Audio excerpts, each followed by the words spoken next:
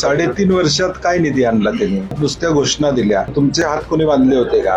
3.5 वर्षात या सगळ्या गोष्टी करायच्या होत्या, करून लोकांच्या पुढे जायचं होतं ना. कोल्हापूर शहराची धुरा ही आम्ही चांगल्या पद्धतीने सांभाळलेली आहे आणि म्हणून या शहराला चांगल्या पद्धतीची दिशा देण्याचा, विकासात्मक चेहरा देण्याचा आमचा प्रयत्न आहे. कोल्हापुरातल्या लोकांनाही माहित आहे की लोकांचे प्रश्न काँग्रेस आणि आम्ही हे निश्चितपणे या ठिकाणी सोडवू शकतो. तेव्हा मॅन्डेट आम्हालाच मिळेल अशी आम्हाला खात्री आहे.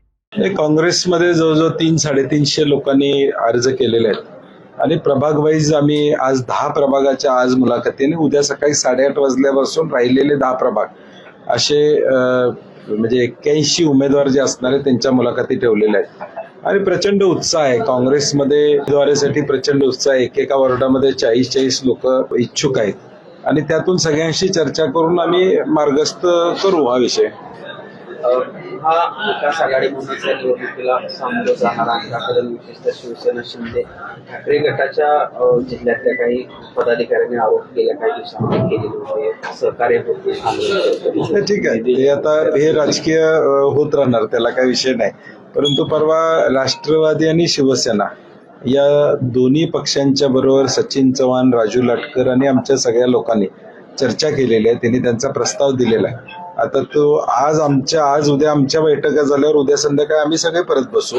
त्यांचा आलेला प्रस्ताव, आम आदमी पार्टीचा आलेला प्रस्ताव, इंडिया आघाडीचा आलेला प्रस्ताव, याच्यावर कुठल्या वॉर्डामध्ये ऍडजस्टमेंट होता येते, कशा पद्धतीने उमेदवारी ऍडजस्ट करता येते, त्याची आम्ही सगळे 10-12 जण बसून चर्चा करू आणि त्या पद्धतीने आम्ही पुढे जाऊ. तर महापालिकेवर काँग्रेसची सत्ता असताना अनेकांना तुम्ही महापौर पदाची संधी दिली, त्यावर कारभारी नगरसेवक होते, त्यांनी खरं तर या सगळ्या निवडणुकांच्या तोंडावर काँग्रेसला रामराम केला. काय त्याचा परिणाम दिसतोय किंवा मला वाटतं लोकांचा प्रतिसाद प्रचंड आहे.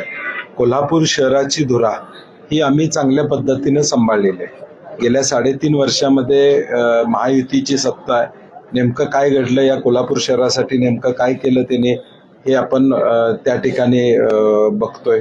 आमच्या काळामध्ये कचऱ्याचा ढीग हा पूर्ण जमिनीबरोबर आला होता झूमवरचा. आता तो परत कचऱ्याचा ढीग आकाशाला टेकलेला आहे, अशी अवस्था आहे. नगरोत्थानमधले रस्ते आम्ही आमच्या काळामध्ये त्या ठिकाणी केले.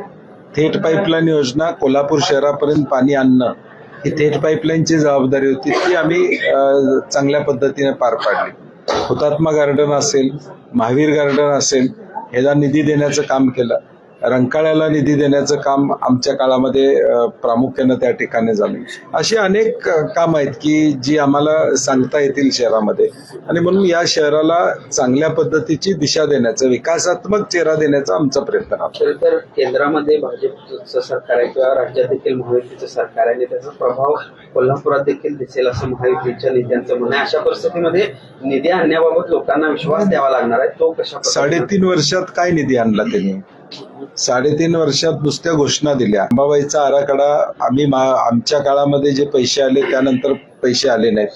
ज्योतिबाचा आराखडा जाहीर झाला, त्याला पैसे आता टेंडर प्रक्रिया त्या ठिकाणी चालू आहे आणि त्यामुळं नुसत्या घोषणा, मग 3.5 वर्षात या सगळ्या गोष्टी त्यांना आता जे बोलतायत, आता उद्या मुख्यमंत्री येतील, उपमुख्यमंत्री येतील, घोषणा करतील हे आम्ही अमकं करू. मग तुमचे 3.5 वर्ष हात कोणी बांधले होते का?